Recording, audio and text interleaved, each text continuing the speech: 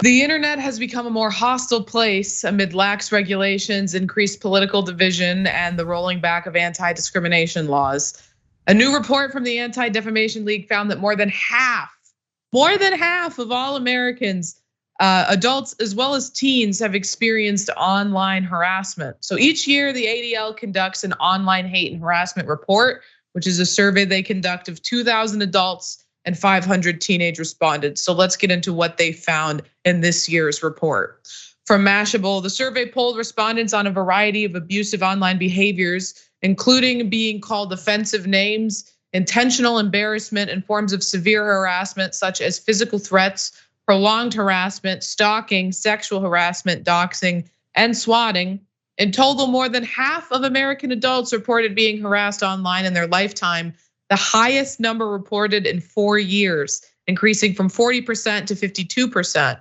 A third of adults reported being harassed within the past 12 months, a 10% jump from 2022's numbers. Now, the ADL also included in its report a graph to show the significant increase in online harassment over time. You can see here how much it increased. I mean, that's a huge increase just from last year to this year. The study also examined what platforms have the highest reported harassment, and it shouldn't surprise you at all that Facebook is topping the charts.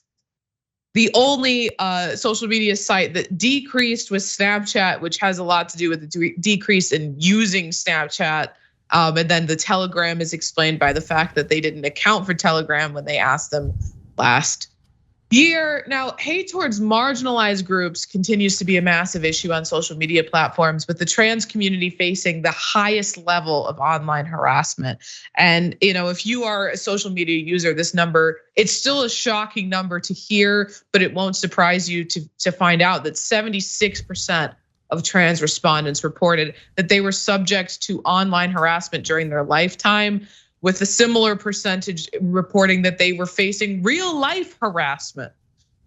Now, the ADL also included in their report a call to action for both these social media companies where the harassment is happening, but also for legislators.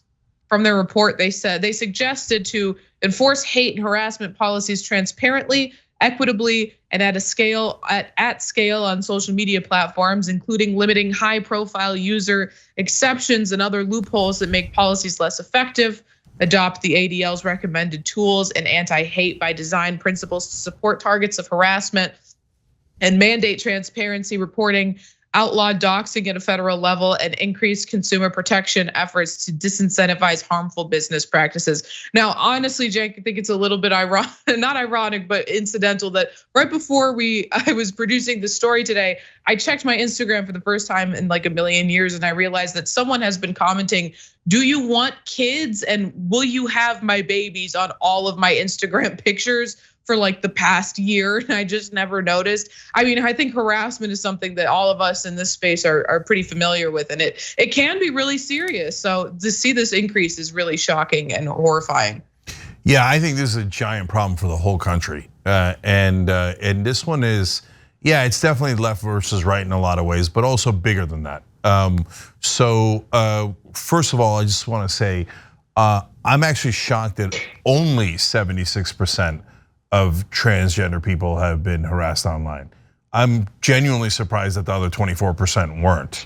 And that I feel like, how could you go on social media and not get attacked, period, let alone if you're trans, with all of the hate and vitriol by the right wing put out 24/7, right? And you could see the media affects people's minds, right? It influences them, that's the whole point.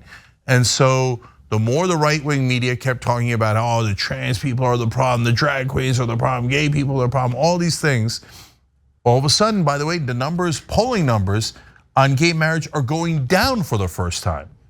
So they'd been on a steady rise up. Over 70% of Americans now think that gay marriage should be legal. And all of a sudden they started going backwards because there's all this propaganda to hate people in the LGBTQ community. And so since we're involved in politics, like these are like stats on if you've ever been harassed, whereas like there's no stat on have you been harassed 10 million times, right? So that's why I'm like, I can't believe that there are people in these communities that are being attacked so harshly in the political realm that apparently have not been attacked in other realms. Like, I'm stunned by it. So that 76% number is awful and is still like lower than I expected. And so now to the bigger trend, we're like, as a country, we're literally driving each other crazy. We're just nonstop attacking each other. Anonymity in platforms like Twitter is a disaster because it allows you to basically hide behind a mask. And anytime you hide behind a mask, you're gonna do terrible things.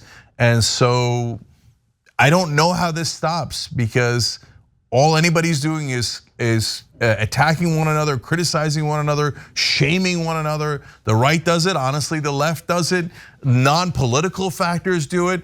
And guys, the human mind is not set up to process this much shame, this much psychological attacks. It's one thing when we're in the fight, right? All of us here are in the arena, so we're used to it. And I've literally had it happen millions of times to me. So it bounces right off of me. But if you're an average person and you're not used to it, this will mess you up. And we're doing it to each other at a grand scale. Yeah, listen, I would say, Cenk, if probably the 24% of those who have not been harassed or didn't report that they were harassed may not be out, right?